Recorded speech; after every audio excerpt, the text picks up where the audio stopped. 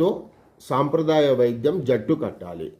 ఇక్కడ ఎవరు చెప్తున్నారు? మన ప్రధానమంత్రి, సాక్షాత్తు భారతదేశ ప్రధానమంత్రి WHO డైరెక్టర్తో ఈ సాంప్రదాయ వైద్యం గురించి చెప్పడం జరుగుతుంది. దీంట్లో మరీ ముఖ్యంగా ప్రధానమంత్రి గారు తీసుకున్న అంశం ఏంటంటే, కోవిడ్ కాలంలో మనం చూసాం భారతదేశంలో అధికారిక గుణాంకాల ప్రకారం, అంటే భారతదేశంలో గుణాంకాలు లెక్కించిన ప్రకారం కోవిడ్లో భారతదేశంలో మరణించిన వారి సంఖ్య 50 లక్షల పైబడి ఉంది.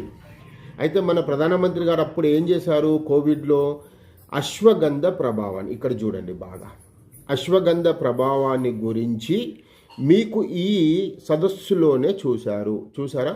కోవిడ్ కాలంలో దాని వైద్య ప్రభావం ప్రపంచానికి తెలిసి వచ్చి డిమాండ్ విపరీతంగా పెరిగిపోయింది. చూసారా మీరు?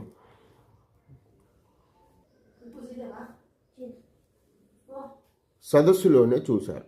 కోవిడ్ కాలంలో దాని వైద్య ప్రభావం ప్రపంచానికి తెలిసి వచ్చి డిమాండ్ విపరీతంగా పెరిగిపోయింది అని ప్రధాని తెలిపారు. చూసారా? ఇక్కడ మన దేశ ప్రధాని కూడా అశ్వగంధ అంటే సాంప్రదాయ ఆయుర్వేద వైద్యం, తల్లి లాంటి ఆయుర్వేదం గురించి ప్రధానమంత్రి కూడా ప్రపంచానికి చాటి చెప్పాల్సిన పరిస్థితి వచ్చింది. దాంట్లో మరీ ముఖ్యంగా పేరులేని రోగానికి పెన్నేరు గడ్డ అశ్వగంధ ప్రభావాన్ని చెప్పడం జరిగింది. మీరు బాగా గమనించాలి ప్రజలారా, ఏ రోగానికైతే మనం పేరు పెట్టమో ఆ రోగంలో అశ్వగంధ తీసుకుంటే చాలు, ప్రతి రోగం పైన ఇది జయిస్తుంది. ప్రజలకి ఇమ్యూనిటీ పవర్ విపరీతంగా పెంచుతుంది, అంటే దేహ దారుఢ్యాన్ని, దేహ పుష్టిని విపరీతంగా పెంచుతుంది. ఇది మీరు ప్రతి ఒక్కరు గమనించాలి. అట్లాగే ప్రజలారా, మీరు బాగా అర్థం చేసుకోవాల్సిన విషయం ఏంటంటే, చీటికి మాటికి మనం ఆంగ్ల వైద్యం పైన డిపెండ్ అవ్వాల్సిన పని లేదు. మీకు సాంప్రదాయ వైద్యంలో చాలా రకాల రోగాలకి అద్భుతమైన ఔషధాలు ఉంటాయి, కానీ ప్రజలకి సరైన దారి లేక మోసపోతూ ఉంటారు.